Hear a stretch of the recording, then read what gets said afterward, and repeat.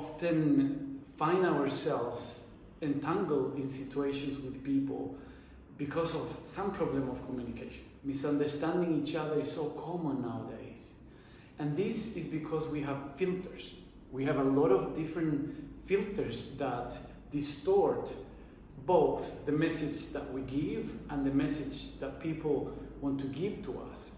So we have our own filters that distort the actual authentic truth that we want to convey, and also the person at the end and at the receiving end also have distorting filters that again might one more time create a different message from the one we deliver. So there are two levels of distortions: the ones I produce by my own inability to communicate, and also the ones that the person has for their inability to see clearly what I'm trying to say.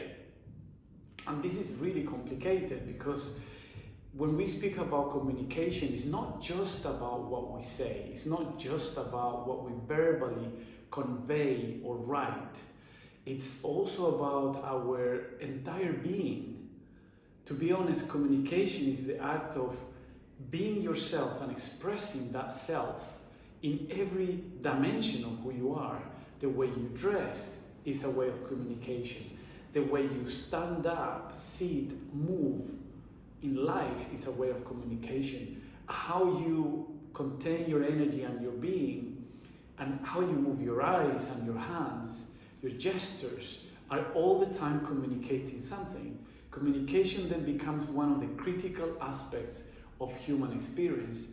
And we are not, within the field of yoga, detached or disconnected to improving the communication with different skills and methodologies. The first one is to know yourself.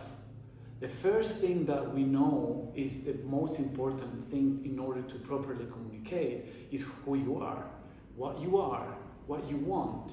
What is that clarity final, we can say, or on the progress towards something that you know to be truth, that you know to be unique, and you know to be yourself speaking. So knowing yourself is the first step into communicating your truth. Then the second step is to realign everything according to that truth. Whatever that truth is, or whatever the process towards that truth is, needs to be coherent. We communicate with our mind, we communicate with our words for sure, we communicate with our physical posture, but we also communicate with our energy. So if our energy is off, our mind is fully in, our heart is kind of middle way, one step in, one step out, the final message will not be very effective, will not be very clear. What I'm saying has to also be felt in my liver. It has to be felt in my kidneys. I have to feel it in my brain and my heart, and I have to express it through my physicality, emotionality, and psychology in a way that it's intending to be more and more coherent. Also, what is important in communication is to be able to perceive the other person. So the technologies of yoga that expand your self-awareness are also expanding your abilities to perceive other people more intuitively. So you must know what is someone able to receive.